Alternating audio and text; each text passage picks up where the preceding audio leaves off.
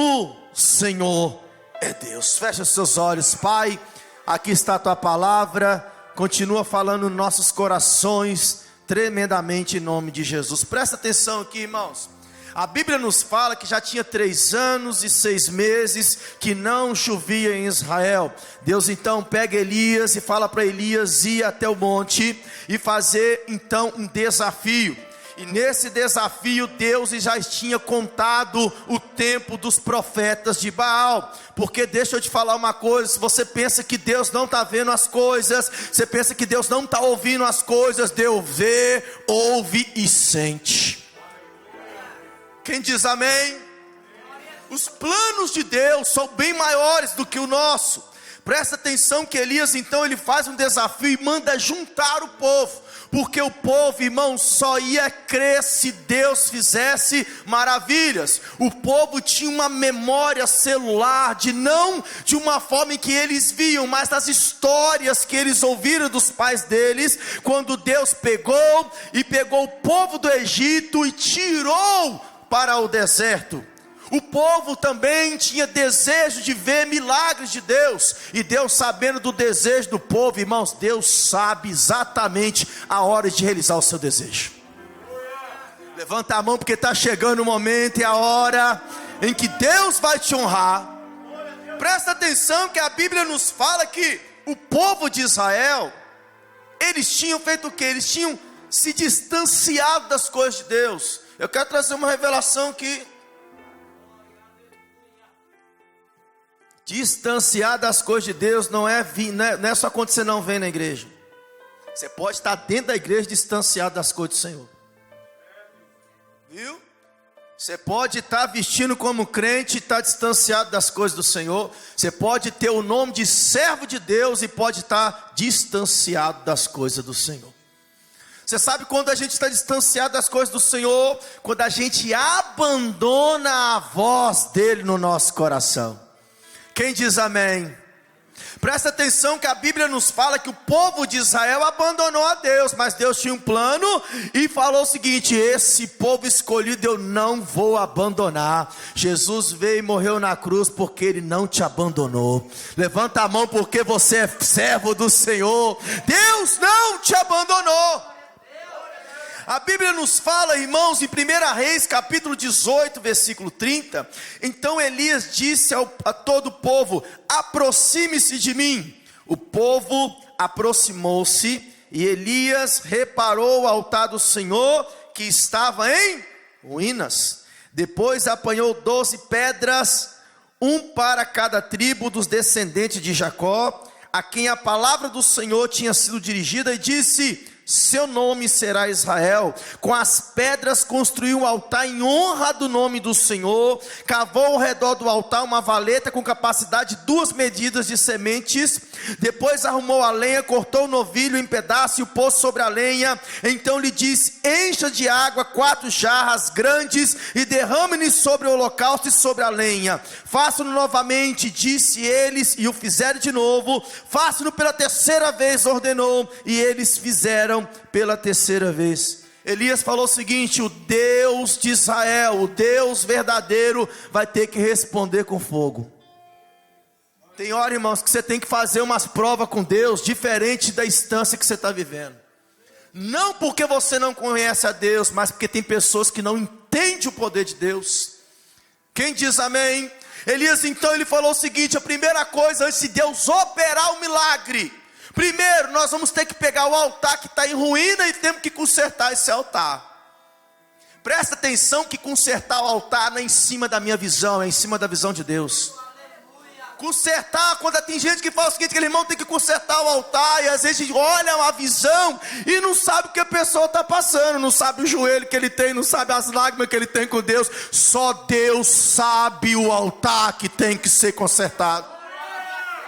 Elias sabia que o altar deveria ter sido consertado, e ele falou o seguinte: pegue as pedras. Ele pegou todas as pedras e colocou diante do altar, porque cada pedra tinha que ter o seu lugar.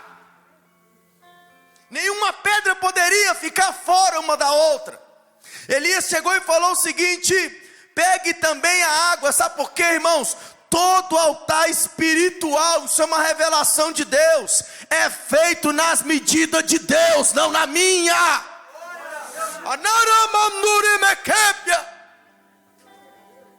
Eu lembro e vou contar isso aqui para minha vergonha. Uma vez eu estava num culto e eu vi um irmão todo tatuado, ele era surfista. E eu cheguei, ele estava falando até uns vocabulários diferentes. E aí eu falei o seguinte: não vou ficar nesse culto, porque aquele irmão não parece que está nas medidas do que eu estudei, daquilo que eu vivi. E eu vi quando eu estava saindo, isso é muito tempo, eu era neném na fé. Se você tem essa visão, você é criança na fé. Presta atenção, querido, que eu estava saindo da igreja, o Espírito Santo de Deus falava: fica, porque quem usa sou eu. Eu fiquei, irmãos, foi a pregação mais poderosa que eu ouvi na minha vida, foi aquele dia. E eu vi que o altar que pertence ao Senhor é nas medidas dele e não na minha. Às vezes sim, você vive por costumes, não tem nada de complicado nisso, mas não julgue quem está usando, Deus está usando, irmão. Isso é um perigo. Você pode tocar naquilo em que Deus está fazendo e você não tem ideia. E eu quero entrar na revelação de Deus hoje. Eu vou falar algo que Deus me revelou nas 3 fases de intimidade com Deus.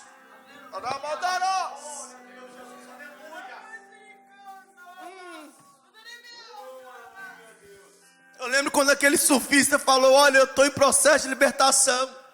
Tem 2 anos que eu aceitei Jesus, mas no meu coração arde ficar com Deus. Irmãos, aquele dia 15 almas aceitou o Senhor. Quase que eu fui lá na frente aceitar Jesus de novo. Porque meu pé estava, olha, amarrado na religião. Amarrado na placa da igreja e não no evangelho de Jesus. Não estou falando que você tem que ficar fazendo tatuagem, fazendo o que for, não estou falando isso. Até porque nós devemos se comportar como servo de Deus, cidadão que vai morar no céu. Mas eu não julgo quem Deus está usando. Quem diz amém? Pastor, como é que eu sei que Deus está usando alguém? O Espírito de Deus que habita dentro de você testifica. Levanta a mão você que tem o Espírito de Deus. Elias chegou e falou o seguinte: coloca água em redor desse altar. Presta atenção que não tinha água. Mas o altar que estava sendo feito estava perto do Mar Morto. Então eles pegaram aquela água salgada, irmãos, aleluia, e 3 vezes colocaram diante do altar. E ele falou o seguinte: agora você vai pegar o sacrifício, pega o animal, corta o animal e coloca sobre o altar. E depois disso falou o seguinte: coloca a lenha. E depois que o altar estava todo certinho, todo mundo pensou: Deus vai fazer alguma coisa. Deus não fez nada. Eu vou trazer essa revelação aqui. Irmãos, eu falei que vai ser profundidade. Altar arrumado não significa que Deus vai mandar fogo. Eu estou falando de você que está arrumando o seu altar. Porque agora nós vamos entrar na revelação de Deus. A Bíblia nos diz, 1 Reis, capítulo 18, 36. Tem muita gente que está arrumando o seu altar e pensa que Deus é obrigado a fazer alguma coisa, porque agora você está arrumando a sua vida. Isso é um dever. Quem diz amém? Porque agora estou arrumando a minha vida espiritual. Deus é obrigado a fazer alguma coisa para mim. Porque agora eu estou jejuando, porque agora eu estou orando, porque agora eu estou sendo isso. Irmãos, Deus não é obrigado a fazer nada com ninguém. Ele faz pela misericórdia dele. Então levanta a mão, recebe dele a misericórdia. Naramandui. Essa mensagem vai chegar em todos os ouvidos em nome de Jesus. Presta atenção que a Bíblia nos fala em 1 Reis, capítulo 18, 36. A hora do sacrifício, o profeta Elias colocou-se de frente e orou: ó Senhor Deus de Abraão, Isaque e Israel, que hoje fique conhecido que tu és Deus em Israel, e que sou o teu servo, e que fiz todas essas coisas por ordem tua. e que fiz todas essas coisas por ordem tua. Responde-me, ó Senhor, responde-me para que esse povo saiba que tu, ó Senhor, és Deus e que fazes o coração deles voltar para ti. Olha só que coisa linda. Então o fogo do Senhor caiu e queimou completamente o holocausto, a lenha, as pedras e o chão, e também secou totalmente a água da valeta. Quando o povo viu isso, todos caíram prostrados e gritaram: ó Senhor é Deus, o Senhor é Deus. Presta atenção, vamos para a revelação de Deus aqui. O altar estava pronto, mas não tinha ninguém para clamar com intimidade para o fogo cair. O fogo caiu, querido, não é só porque o altar estava pronto, é porque tinha alguém com intimidade com Deus. Aleluia!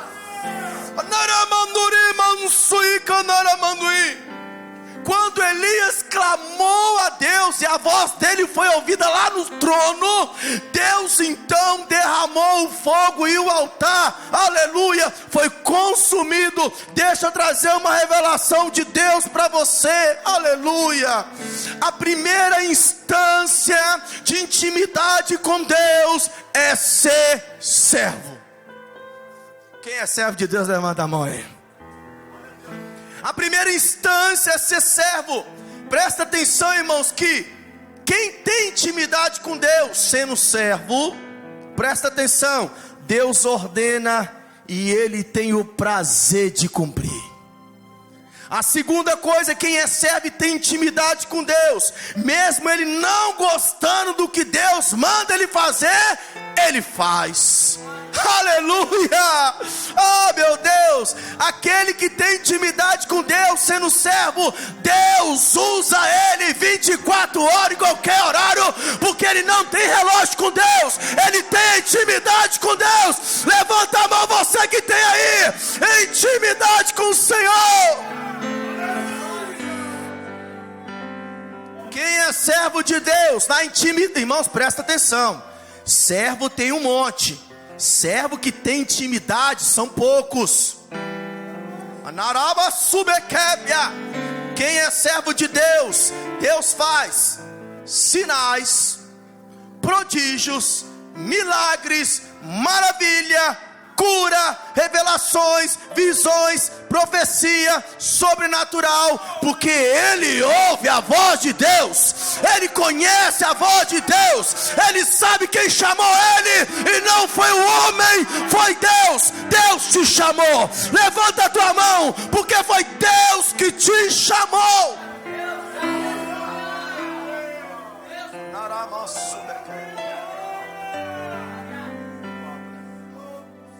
Presta atenção numa coisa aqui. Olha aqui, servo de Deus que tem intimidade, um recado do céu. Vai aqui para tudo quanto é lugar nesse globo.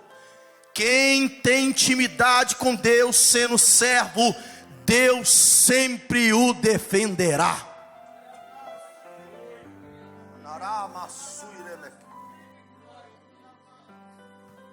Eu vou repetir. Quem tem intimidade de servo com Deus, Deus sempre o defenderá. Agora deixa eu te falar uma coisa, por que você preocupa tanto? Se o próprio Deus vai te defender. Aleluia! Quem está entendendo diz amém. Eu quero entrar aqui na segunda fase de intimidade com Deus, irmãos. Presta atenção, está na hora de aumentar o nível. A segunda fase de intimidade com Deus, Gênesis 18, 17. Então o Senhor disse: esconderei de Abraão o que estou para fazer? Abraão será o pai de uma grande nação e poderosa, e por meio dele todas as nações da terra serão abençoadas, pois eu escolhi para que ordene os seus filhos e aos seus descendentes que se conservem no caminho do Senhor, fazendo o que é justo e direito, para que o Senhor faça vir a Abraão o que lhe havia prometido. Olha que coisa linda, irmãos. Deus vem para destruir Sodoma e Gomorra. Abraão não morava em Gomorra, Abraão não morava em Sodoma, A família de Abraão que estava com ele não estava lá. Mas Deus chega para, aleluia, Abraão e fala: Abraão, eu tenho algo para te contar. O que? Eu vou destruir Sodoma e Gomorra. Eu quero conversar com você para ver o que você acha. Olha que intimidade, irmão. Deus te perguntando o que você acha para o que Ele vai fazer.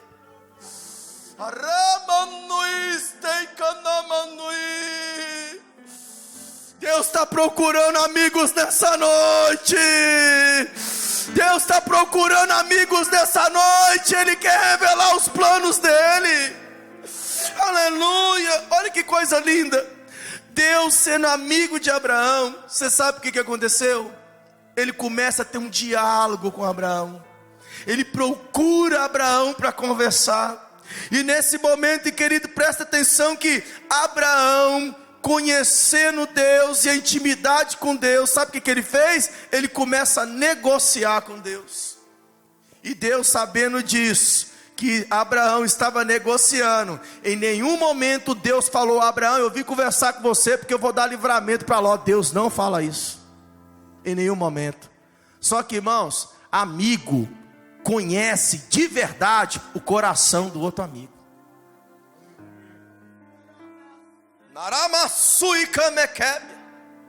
Eu vou repetir: o amigo verdadeiro conhece o coração do outro amigo.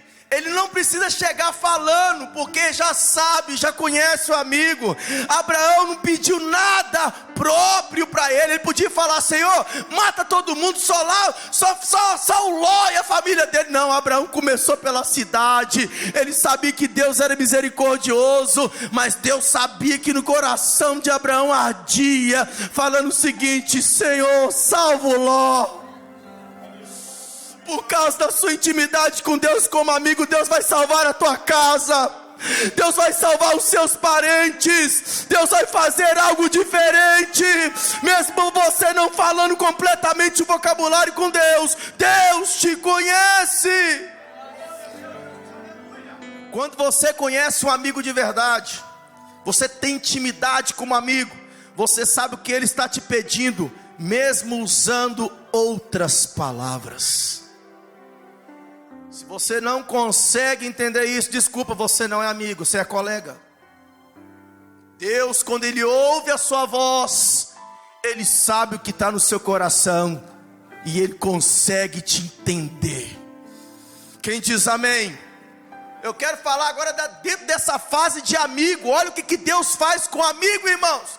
Porque a gente pensa que amigo é Deus chegando e dando tudo. Não, amigo é Deus provando 24 horas. Olha só o que acontece em Gênesis 22:10. Então estendeu a mão e pegou a faca para sacrificar o seu filho. Mas o anjo do Senhor o chamou do céu: Abraão, Abraão, eis-me aqui. Respondeu ele: não toque no rapaz. Disse o anjo: não lhe faça nada. Agora sei que você teme a Deus, porque não me negou o seu filho, o seu único filho. Quem tem intimidade de amigo com Deus, tudo aquilo que Deus pede, Ele está pronto para dar. Quem tem intimidade de amigo com Deus, tudo que Ele fala, você está pronto para largar. Aramandarás. Quem tem intimidade de amigo com Deus, quando Deus fala o seu nome, você fala: eis-me aqui, Senhor. Que saudade de ouvir a tua voz. Tem 10 minutos que eu conversei com o Senhor, mas a minha saudade é muito grande. Levanta a mão, você que tem saudade de Deus a todo instante, você que procura ser amigo dele a todo momento. Tiago capítulo 2 versículo 23. Sabe por quê, irmãos? Quem tem intimidade como amigo, ele está pronto para entregar para Deus tudo aquilo que ele pede. Ele não fica negociando com Deus. Deus pediu, Ele fez. Oh glória! Quem diz amém? Tem coisa aqui, ó, tem gente aqui que Deus já pediu você uns negócios, está enrolando até hoje. Você está vendo o que vai rolar até hoje, porque você ainda não chegou na intimidade de um Deus de amigo. Presta atenção que na intimidade de amigo, olha que coisa linda, Deus compartilha os planos dele com você. Na intimidade como amigo, Deus fala o que ele sente. Oh meu Deus, levanta a mão, porque Deus está falando contigo. Na intimidade de amigo, ele te direciona. Abraão, pega você, a tua parentela e vai. Abraão não pergunta nem para onde, nem quando. É agora, estou indo, Senhor, porque o Senhor é meu amigo. Eu confio no Senhor, aleluia. Na intimidade de amigo, Deus entra na batalha para te proteger. Na intimidade de amigo, Deus envia presentes e cumpre a promessa. Se Deus ainda não cumpriu a promessa na sua vida, está na hora de você subir de nível e ser amigo de Deus. Levanta a mão que agora eu vou profetizar.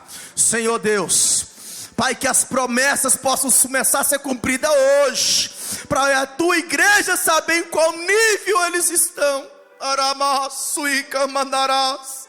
Presta atenção que quem tem intimidade do amigo, Deus prova a mente e o coração dele, irmãos. Oh meu Deus, independente do nível que você tiver, quem tem intimidade com um amigo, Deus aparece para ele.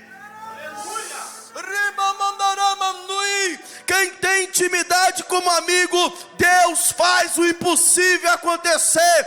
Deus amplia as promessas e o enriquece. Deus vai te enriquecer com as bênçãos dele hoje. Levanta a mão, porque é profético. Meu Deus,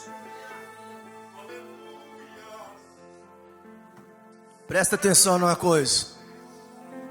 Deus não fala, ocultarei eu alguma coisa da Sara. Não, Deus fala, ocultarei eu alguma coisa de Abraão. Porque Deus sabe quem é amigo dele e quem não é. Presta atenção que na intimidade de amigo, tem coisas que Deus só vai falar para você e não para sua casa. Na intimidade de amigo, tem coisas que Deus só vai falar para você no seu trabalho e para mais ninguém. Na intimidade de amigo, tem coisas que Deus vai falar com você na faculdade e na escola, que não vai revelar para ninguém. Porque amigo significa ser íntimo. Cadê os íntimos de Deus? Levanta a mão aí. Eu quero que você dê um glória a Deus forte, para você ter ardendo no teu coração. E para encerrar essa mensagem, meu Deus, a terceira fase de intimidade com Deus, aleluia. João 14:9. Jesus respondeu: você não me conhece, Filipe, mesmo depois de eu ter estado com vocês durante tanto tempo? Quem me vê, vê o Pai. Como você pode dizer, mostra-me o Pai? Você não crê que eu estou no Pai e que o Pai está em mim? As palavras que eu lhe digo não são apenas minhas, pelo contrário, o Pai que vive em mim está realizando a sua obra. A terceira fase de intimidade com Deus é de filho. Meu Deus, aleluia. O que acontece na intimidade de filho? Eu vou te falar o que acontece. Tem muita gente que fala que é filho de Deus. Agora você vai ser jogado à prova. Agora Deus vai jogar a prova. Presta atenção. A terceira fase, que é a intimidade de filho. O que acontece na intimidade de filho? Respondeu o centurião: Senhor, não mereço receber-te debaixo do meu teto, mas dize apenas uma palavra e o meu servo será curado. Na intimidade de filho, querida, apenas uma palavra que sair da tua boca, Deus responderá. Oh meu Deus! Naramandui kandaramandura mekepia. Narasuiramandui. Presta atenção, o que acontece na intimidade de filho, aleluia. Mas Jesus lhe disse: quem me tocou? Como todos negassem, Pedro com seus companheiros disse: mestre, as multidões te apertam, te oprimem, e dizes: quem te tocou? Contudo Jesus instituiu: alguém me tocou, porque eu senti que de mim saiu poder. Quem tem intimidade de filho sabe quando o poder de Deus é manifestado pela fé. Sabe aquele milagre que você orou a Deus e pediu a resposta? As pessoas falaram: foi fulano, foi cicrano, mas você sabe que foi a sua fé em Deus que abriu a porta. Nessa intimidade Deus vai fazer coisas maiores na tua vida. Montes vão sair de lugares que você nunca pensou que sairia. Então levanta a mão, você que tem essa intimidade, e começa a agradecer a Deus nessa noite. Presta atenção para encerrar. Meu Deus. Mateus capítulo 14, 28. Respondendo-lhe Pedro, disse: se és tu, Senhor, manda-me ir ter contigo, porque sobre as águas. E ele disse: vem. E Pedro, descendo do barco, andou por sobre as águas e foi ter com Jesus. Essa aqui eu tenho que tomar uma água, meu Deus.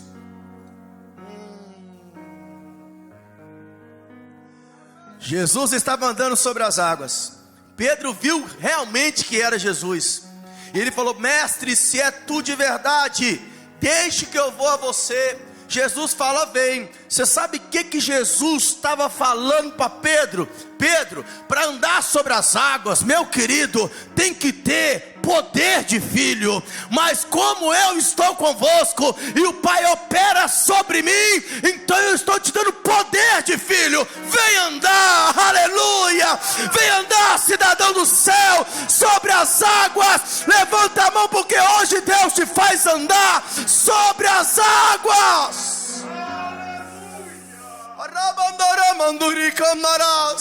Hoje Deus está te dando poder de filho, para você andar sobre as águas das suas angústias, dos teus sofrimentos, dos seus problemas, dos seus sentimentos, das suas feridas, querido. Deus está te dando poder hoje para você andar em cima das provações, das aflições, das suas lágrimas. Recebe aí o poder de filho, recebe o poder de filho hoje. Vem andar sobre as águas da intimidade de filho. Na intimidade de filho, o filho cumpre o desejo do pai. Na intimidade do filho, o filho é totalmente parecido com o pai. Na intimidade do filho, Deus cumpre os planos com ele. Deus faz você estar me representando. Deus sabe a intenção e fala: as minhas intenções agora são suas, meu filho.